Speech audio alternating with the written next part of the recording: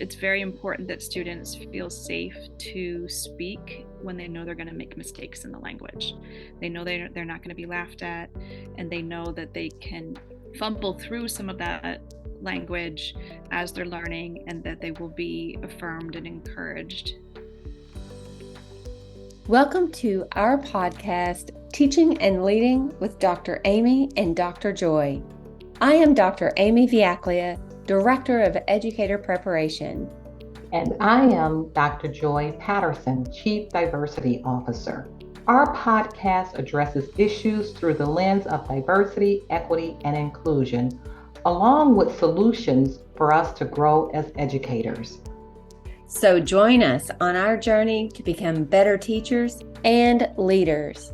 So let's get into it. Hello, Amy. Hello, Joy. How are you today? I am great, and I'm excited about our conversation today. Amy, I used to be a bilingual teacher. And a lot of people would always say, "Oh, so you taught ESL?" And I would say, "No, I was a bilingual teacher." So hopefully today, some of our conversation will kind of let our audience know kind of what is the difference. But for me, it was not only hard enough to teach middle grades. You remember those times? I remember But middle I grade. happened to teach science to eighth grade students, and I taught science in Spanish and in English. And, the reason that I had to teach science in Spanish is because they were learning English. So I was more about the content. I needed them to learn the science more than I needed them to learn the English. That was left up to who? The ESL teacher. Excellent. And it's really, I just had a conversation today with one of our local districts. They're wanting to expand their programs. They want to have a cohort. We have the supports for our English learners to learn English, but what school districts are really needing right now are the bilingual teachers. Absolutely. And there's a strong need for both. So our conversation today is really going to help us understand what the needs are and how do we work to fulfill those needs. Oh, yes. So let me introduce Jennifer LaChonce, who is originally from Columbus, Ohio, and also has adopted Jordan as a second home. She completed her BA in Spanish, math, and teaching at Hope College in Holland, Michigan. She taught newcomers in Michigan for several years while completing her master's in teaching at Aquinas College with a focus on bilingual education. She then moved to Amman, Jordan with her family and worked in K-8 education there for over a decade. After moving to the Chicagoland area in 2018, her current role is as a middle school English language teacher in the Southwest Chicago suburbs to newcomers from the Middle East. She is also a doctoral candidate in the Interdisciplinary Leadership Program at Governor State University and an ESL teaching methods instructor at Trinity Christian College. Her doctoral work centers around her passions, and I want to tap into this. I want to talk more about this in our conversation today. Understanding EL teachers, researching EL pedagogy, and developing teacher training methods that are trauma-informed and meet the needs of students with refugee experiences. So welcome to our podcast, Jennifer LaChonce. Miss LaChonce, or maybe we say Jennifer, please. I love the last name though. Say your last name again, Jennifer. LaChonce. LaChonce. Is it French? It is French in background, though I don't speak French. Okay, one of the languages that you don't speak, right? Yes. Before you came on, Jennifer, Amy and I were talking about, well, first, shout out to all middle grades teachers, to Right? all junior high, Yeah. just shout out to all of them. because we have to be special to take that on. Both Amy and I started our teaching careers as middle school students, but I wouldn't have had it any different. You know, I love that age group. So many blessings to you for tackling middle grade students. But it sounds like you are living your best life. You have taken all the gifts that you have and you have shared them with the world, literally, and you're continuing to do so. So I just want to talk to you. Tell us a little bit more about your journey to becoming an EL teacher, because that's how I started teaching.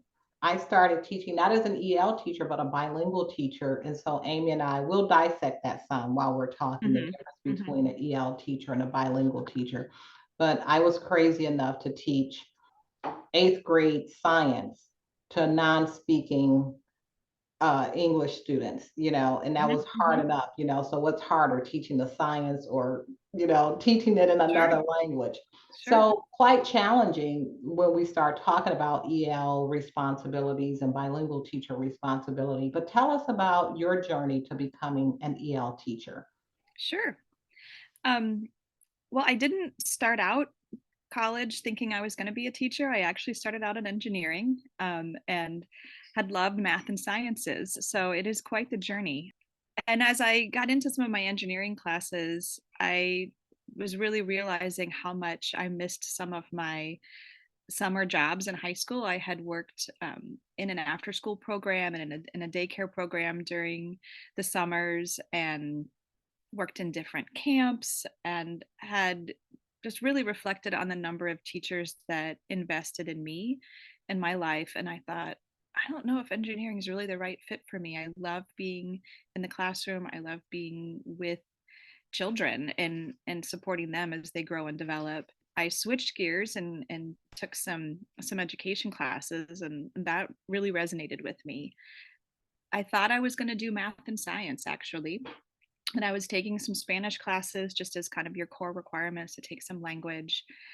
And I thought it would be really neat to study abroad for a semester. So I signed up to study in the Dominican Republic and spent a semester there with a group from my college and students from other colleges all over the United States. And so we were part of a cohort there. And one of my classes was an ESL methods class. So that really changed everything for me. I was living with a host family, learning the Spanish language, traveling around the country, and learning about what it could look like to be an ESL teacher. And when I got back to my regular campus, I knew that was a direction I wanted to take. So from there, I had a great relationship with my college roommate, but we decided to request a third roommate and move into a triple room the next year. And we just figured we'd get a Spanish speaker as a roommate. And I got a wonderful student who's still a good friend of mine now from Palestine. And at first, I thought, oh wow, um, what language do they speak there? What's the culture like? And living and growing and learning with Khadir about the Middle East and about some of the different political situations there, cultural issues, things that had formed her in her life, really grew my love for that area and really compelled me to move not just from learning Spanish, but that was a really fun language to learn. Why not learn Arabic? So it's really kind of wild. I so my first job was teaching ESL, but most of my students were Spanish speakers. And then after a few years, I actually moved to the country of Jordan and started learning Arabic there. I mostly taught in a third grade classroom for a while and a fourth grade classroom for a while. They were very excited to have a native English speaker there. So it was more of a bilingual setup in that sense, where I was doing some of the English classes and then the Jordanian teacher was doing some of the Arabic classes. And we did sort of some co-teaching or kind of taking turns on different portions of the classroom instruction. So that was sort of my beginning into EL teaching. And then as we were living in Jordan, because we were there for over a decade, there was a huge number of Iraqi refugees early on. And then later on in our years there, we had around 1 million refugees from Syria move into the country. So my heart really grew for these students that had suffered through war and civil unrest and just incredible difficulties, and had come over to Jordan and were seeking to establish a new life and wanted to stay involved with that. So when we moved back Right. to the States, that's what I kind of looked around in the area where we found ourselves in Chicagoland and said, all right, where could I really best support students that have had some of these refugee type experiences, Arabic speakers? And that's where I found myself in middle school.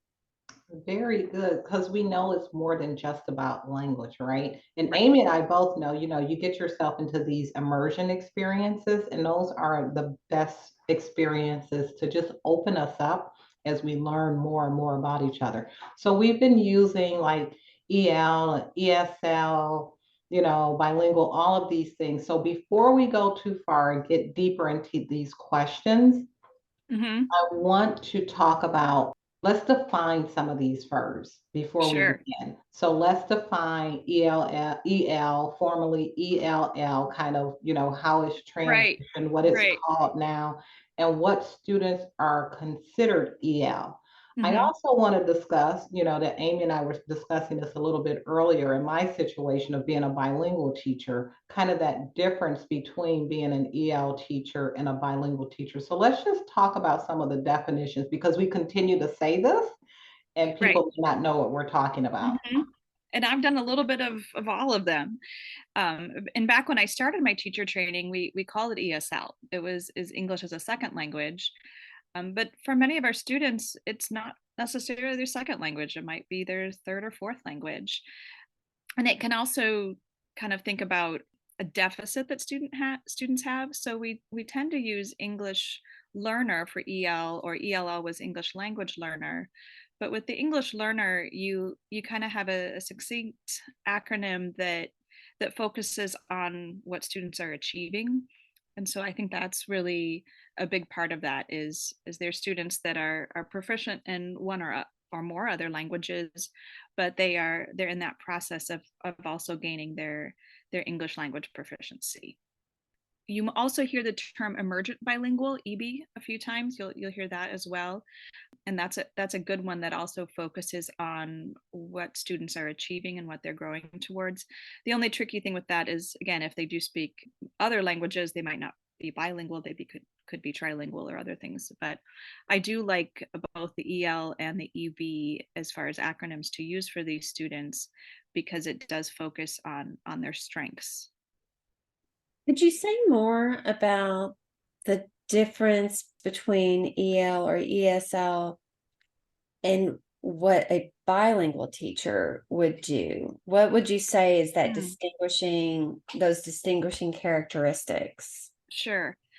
In the EL classroom where I'm working right now, our goal is really to build up English language proficiency, and our students come from multiple language settings. So the majority of my students are Arabic speakers, and I do speak Arabic, but I'm not teaching them reading and writing skills in Arabic. I'm focusing on the skills they need to succeed in English.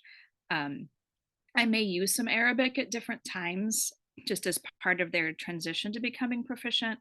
Some of those things are more in just having conversations as we get to know each other and to encourage them, help them learn things about culture or how to navigate the bell schedule at the middle school, those sorts of things. But our academic teaching, we're really working on English language proficiency.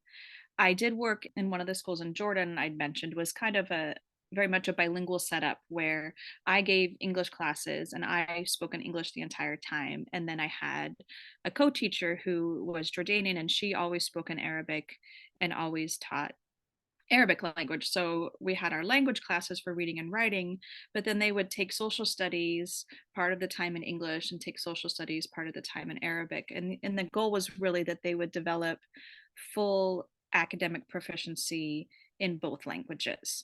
So that would be kind of a fully bilingual program. Here in the States, you do find that quite a bit, especially with Spanish and English as the two languages in kind of a dual language program.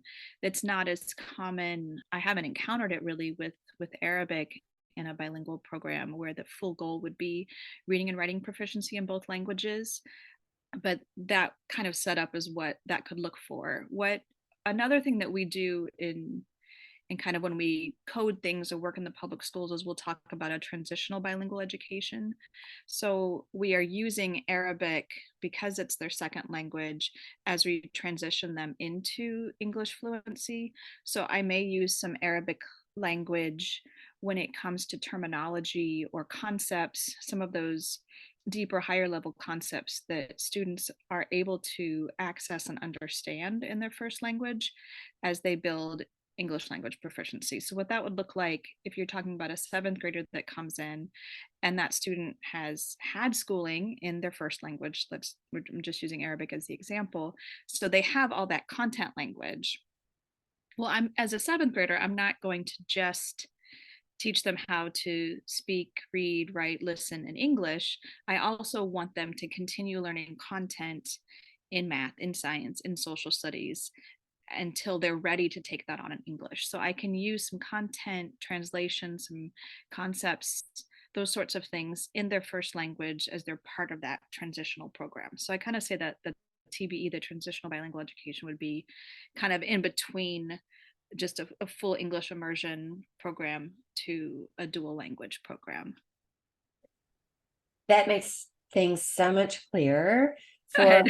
for our listeners. And you make a good point about students who might have a rich vocabulary in their native language, but they might have difficulty in the content area. Maybe it's science in using the English language, but it's not that they have a gap in knowledge or have any kind of learning disability. It is purely the language. And so if they can have a hook in their home native language as they learn content and the English language at the same time, it can really benefit their progress, academic progress. Exactly. Now, you are a candidate in our interdisciplinary leadership program with a focus in higher education administration, and you've already completed the coursework. So I mentioned in your bio that your passion is understanding EL teachers, researching EL pedagogy, developing teacher training methods that are trauma informed and meet the needs of students with refugee experiences. Where do you think your direction is headed as you start the research? And I'm fascinated. I will just have to say that I'm fascinated myself with what it looks like to develop the training methods that are trauma informed when you layer that with refugee experiences. Right. Yes, now you're getting to the heart of what gets me going and gets me excited. I found a number of times as classroom teachers, we go to professional development seminars, and someone who has probably been away from the classroom for a decade or more is sort of talking at us and telling us, this is what you ought to be doing in the classroom, and this is why you're doing things wrong. Or we've got this new method that's going to fix everything for you. And that can be really, really discouraging. Even if they have great ideas to share, if we're talked down to, we're not going to hear it well. We're not going to receive what those experts are sharing with us. So I really want to understand better what the lived experience is for our teachers in the classroom and get at the heart of where they are and what kind of tools and strategies they want, and also draw out some of their strengths and some of the ways that they have gained expertise through their experiences and be able to use those to prepare new teachers that are in their early years in the classroom. It can be really easy to get discouraged. We've been through a lot as teachers, especially through these pandemic years and through different political things going back and forth and headlines and all of that. And we know not as many teachers, not as many people are joining the profession. More teachers are trying out other careers, and we don't have enough people coming into education. So I want to be someone that is bringing encouragement and excitement into the profession, and really relying on the strengths that our teachers bring in. And a lot of that does come down to the relationships that we have with our students. And I would say one of those pivotal things about working with the middle grades, which I really love doing, is relationship is so key to your working with them. They're not going to complete an activity or participate in a classroom if they don't think their teacher really cares about them and is really invested in who they are and who they are becoming.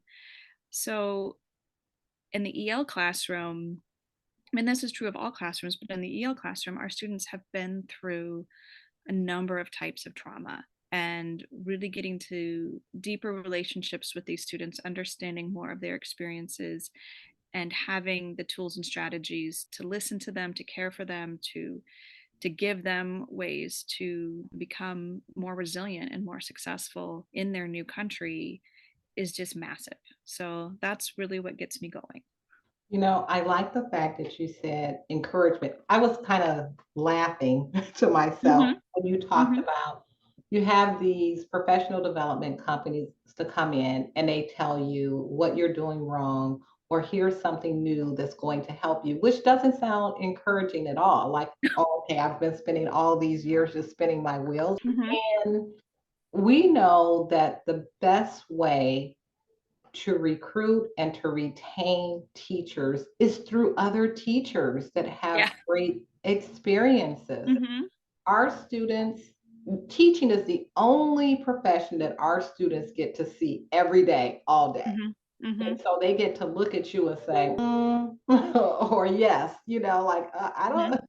And so we have a responsibility. So thank you for saying that. I just didn't want to go on without mentioning that. So I wanted to give some numbers for this next questions. There are about 250, over 250,000 EL students enrolled in Illinois schools.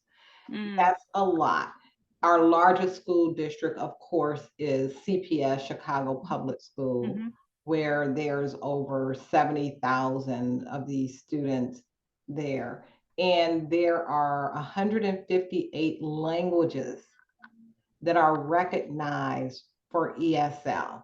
And Mm-hmm. so that's a lot of language. So when we start talking about the need and the preparation for EL teachers and bilingual teachers. I mean, first we have the fact of the language, which you just talked about. So we have the language.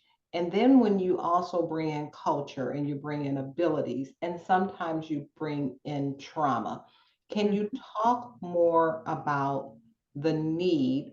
Those are the number of people we need, teachers we need, but talk more about the preparation because this helps us as well Mm-hmm. that's Mm-hmm. needed for EL teachers and bilingual teachers. Because when I became a bilingual teacher, trust me, I had no idea of what I was getting into. I Mm-hmm. had 40 students, 40 non-English speaking students.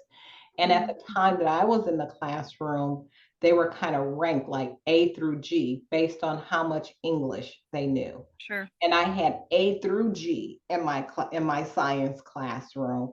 And here's a book, here's the curriculum, have fun. And so that was my introduction to 40 non-English speaking students. So tell us really in terms of the need and in best practices, the preparation. Oh, that's a big question. I know, but you get to Like, be where do I go with you get it? to be as opinionated as you want to be, Jennifer. This is your show. I would say one way I start my day is with what I would call community time. And sometimes in the elementary schools they would call it morning meetings, but I think with our older students it makes more sense to have kind of that community time where we really get to practice sharing our stories and listening to each other and building some of that safety and that trust and that relationship, and we can grow in vocabulary and in just language skills through that time. So before you try to get to the standards that you need to teach or the content that you need to teach, if we aren't working together in community, it's going to fall apart anyway. I've heard different people say sometimes you have to slow down in order to speed up. And so that it's kind of slowing down.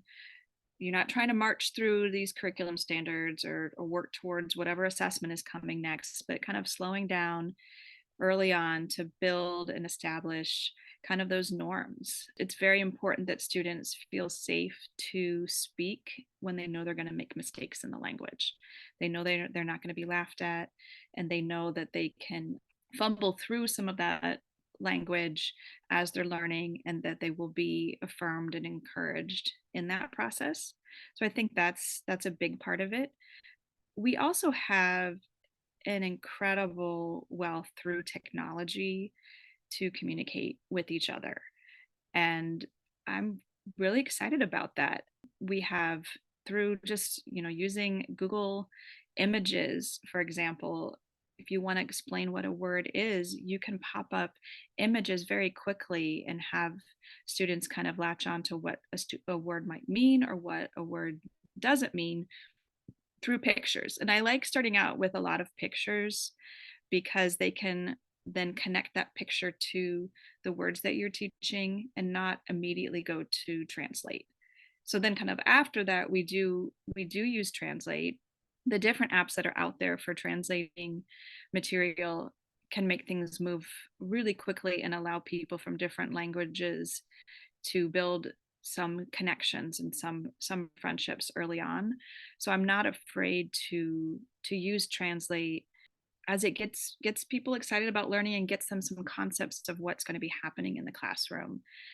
And then you have to be able to kind of pull back from that over time so that you can focus on that English language proficiency. So that's some of that trick that takes the expertise of the teacher to work through that. So establishing the community, allowing various languages to be spoken, allowing some translation of things to happen, and then kind of nudging them through that process till they grow more confident in using the English language.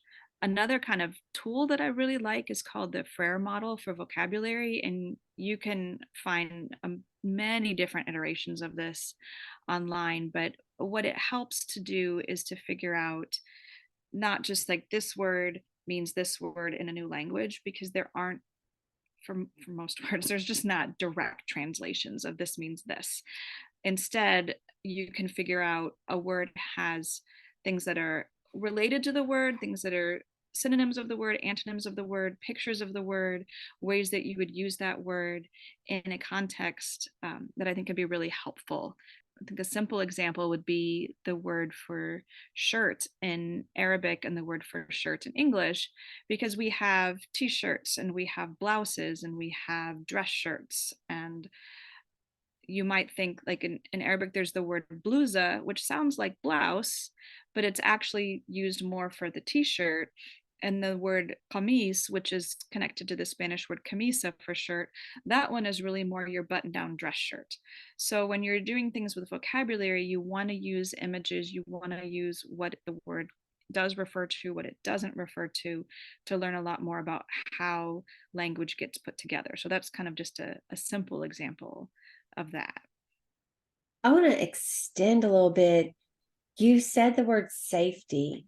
You Mm. think about students fearing making a mistake. Let's all be honest. With middle grade, you make a mistake and you don't want to feel stupid. You don't Yep. want to have people looking at you. You don't want anybody laughing.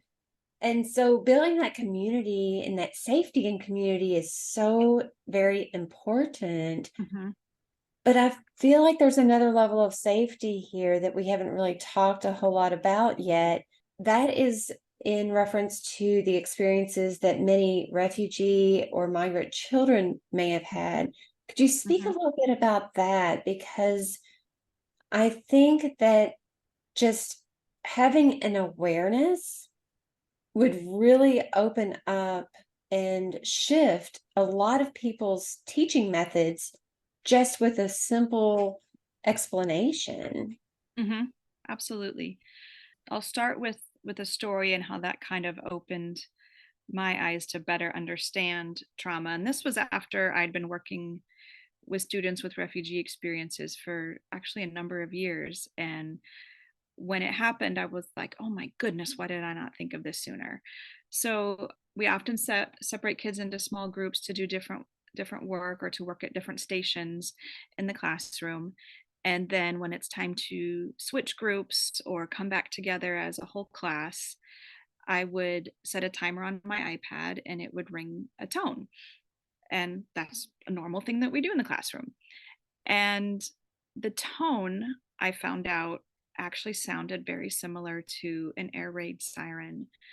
And this was not until we were a couple months into the school year. And finally, one of the students kind of looked at me, and I noticed they didn't transition well. They would get really active, keep talking, didn't seem to respond to what was happening when it was time to come back as a whole group or whatnot. And she finally told me, she's like, you know, that sound. Every time I hear that sound, I get scared because it sounds just like the air raids back in Yemen. And I thought, oh my goodness, what I'm trying to do as a happy signal to let's get back to a new part of class is actually causing some trauma memories or PTSD or what you want to call it. Like she was fearful, and it was putting her in that kind of freeze or flight or fight mode because she would hear that sound. And very quickly I thought, oh my goodness, let's change the sound right away. And so it's pretty easy to do. You can go through and I could ask, okay, which sound on here is a peaceful one for you? Which is one that would make sense for you, that would help you feel good in the classroom, so that we could switch to a new group and transition smoothly. And I let her, choose what she liked. And that's just something very small. And it took me creating that safe place in the school so that she felt comfortable telling me what was going on. And I wish that I had known it sooner. But it does really highlight how we might think as teachers that we're doing all the right things, and we might get frustrated by behavior and say this is a really negative behavior. The student isn't paying attention. The student seems to be distracted when I ask for something, and we actually have no idea that a small thing that we've done is triggering something that happened in their past, and that's why they're ignoring, or that's why they are turning around and not looking at me, or they're getting distracted with something else, is that there's something else going on in their lives that we have no idea about. So I think we can assume a negative intention from students, like, oh, they're just being naughty, or they don't really like being here, or they don't want to learn. And actually, students do want to learn. They're survivors, but we're not aware of what else has gone on in their lives. And it takes that relationship and that time and that awareness to build that. And it really takes, I guess I would say, we need to believe the positive in our students, and assume that they do want to learn, they do want to be there, and drawing that out instead of assuming a negative. Yes, when you say air raid siren, it kind of makes me want to make comparisons to the ACEs, the scale for adverse Absolutely. childhood experiences. Mm-hmm. If we know something about where the children come from or what circumstances in which they have entered the country, it would probably provide us with some insights or Mm-hmm. assumption of positive intentions, a generous spirit, and more connection to our students as well. Mm-hmm. Having worked with different students from various countries for 20 years now, I've privileged students sharing some of their stories with me. And I would say that just about every EL student that we have in our schools, they have been through some type of trauma. Just moving from one culture to another culture, from one language to another culture, is a shock. We call it culture shock. But the reasons that many of our students are coming to the United States is because the places where they've been are no longer safe places for them to learn. So whether they come here with a refugee visa because they've fled their country and gone to a United Nations refugee camp and then been through that years long process of applying to come over as a refugee, or their families have saved up their money and been able to get their immigrant visa card to come over here for a better economic opportunity, a better schooling opportunity for their families, or whether they've come seeking asylum because the gangs or the drug trade or levels of violence that students are experiencing in their home countries have meant that survival means you need to cross the border and get somewhere safe. Any of those situations, these are students that have been through all sorts of trauma, through leaving in the middle of the night, through interrupted schooling, not knowing where the next meal is coming from, not knowing where they're going to sleep next, and having to think on their feet and survive as a family to make a new life in a new place. This is so important that you bring this up because it's important as teachers that we understand that we are teaching people. We're not just teaching content. We're Yeah. teaching people first. And Mm-hmm. it's a matter of meeting all of those needs before that readiness to learn, right? Mm-hmm. Mm-hmm. Otherwise, teaching becomes very, very frustrating to us when we don't understand why students are not responding. Mm-hmm. Because then what's the point of teaching then? Right. I remember my issue were more of food insecurities. Mm. My students were bused into a school. They were coming from one neighborhood into another neighborhood and bused, and oftentimes missing the free breakfast program, Goodness. or the parents didn't fill out the paperwork to get free breakfast because there was Mm-hmm. information that they didn't want to share with the school, and therefore they didn't qualify for Mm-hmm. breakfast. So on my little salary, I would get big boxes of Cheerios. I kept talking to Amy about that all the time. And Yeah. that's what I would give them because that was one little thing that I could do to help with the readiness to learn if Mm-hmm. I knew that there were some food insecurities. And I mean, Mm-hmm. you're talking about, I mean, food is a big thing. And Right. you're talking about some other things. That's pretty high on Maslow's list. We need Yes. nourishment, right? And Mm-hmm. then also we need safety, right? And so you talk about some of those, what you perceive as very safe, they may not perceive as safe. It's really getting to know the whole person Mm-hmm. before you treat them, right? Mm-hmm. Mm-hmm. And it's a relationship. It's not just information exchange. It's a Mm-hmm. relationship. I know we're finishing up here, but can you give us some strategies, share with some prospective and some current EL teachers some strategies? Sure. I guess I'm thinking about my favorite books that I love to read, that I loved to read as a little girl, and that I enjoy reading now. I love reading narrative fiction, historical fiction, or dystopian world fiction. I love the stories where you have a character who has faced adversity and overcomes. So one of the stories that I've read with my students before is called The Breadwinner, and it goes through a child in Afghanistan and the time of the war and what that child goes through to survive. Another story that my sixth graders really loved was actually Charlie and the Chocolate Factory. And again, you have this little boy whose family is starving, and he wins the golden ticket and perseveres through the adventure in the chocolate factory.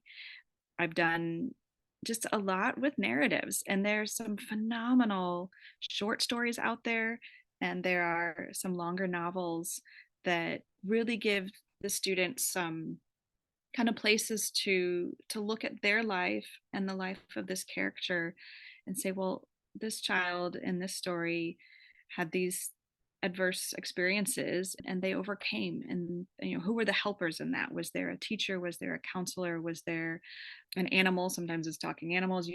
Different things that go on in their lives that help them make it through that story. And we love narrative stories because we want that satisfying ending.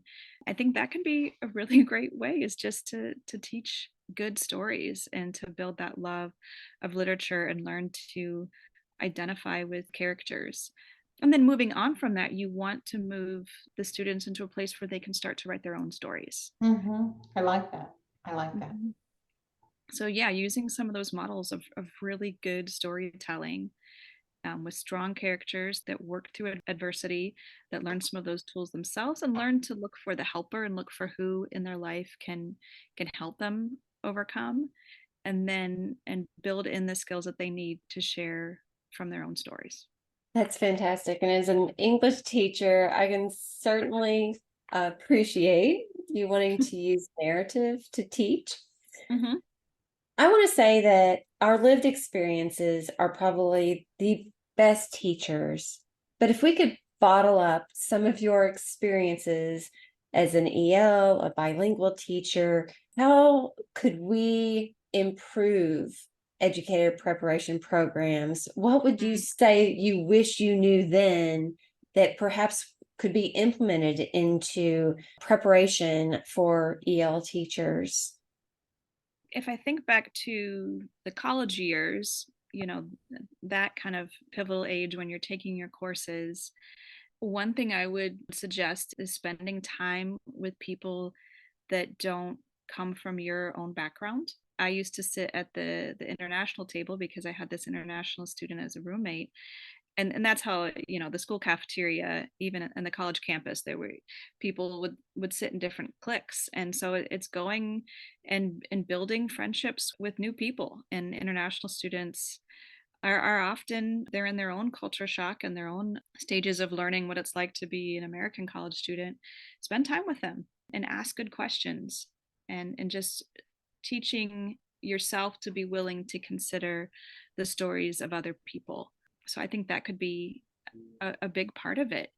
And in those internship places with your cooperating teachers, I think there's some phenomenal opportunities there to really learn and really grow. And so to take advantage of those times and make sure that your placements are in diverse classrooms. I think that's something I've appreciated being at Governor State myself in the doctoral program, is that the professors that I have come from some very different backgrounds than myself, and the amount that I have learned from their experiences has been enormous for me.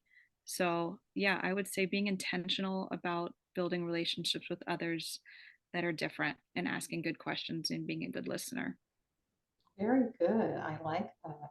So, Amy, at Governor State University, we have several programs, right? We have an ESL certificate program, undergraduate ESL endorsement programs, and we also have bilingual endorsement. Tell us some of the things that we're doing at Governor State University, and what are you seeing as needs and partnerships?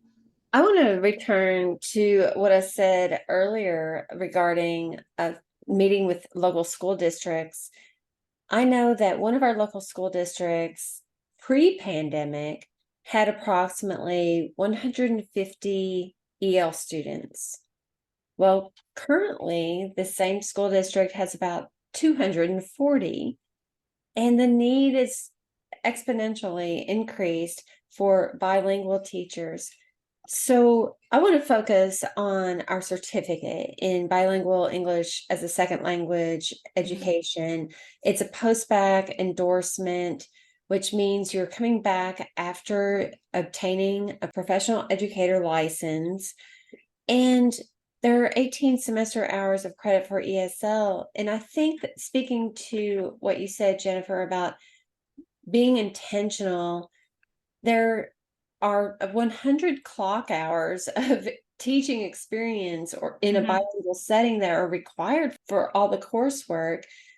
3 additional semester hours can be taken to achieve the bilingual Mhm. endorsement, as well as taking the language proficiency. And we're even working with school districts, building cohorts and to assist with that language proficiency.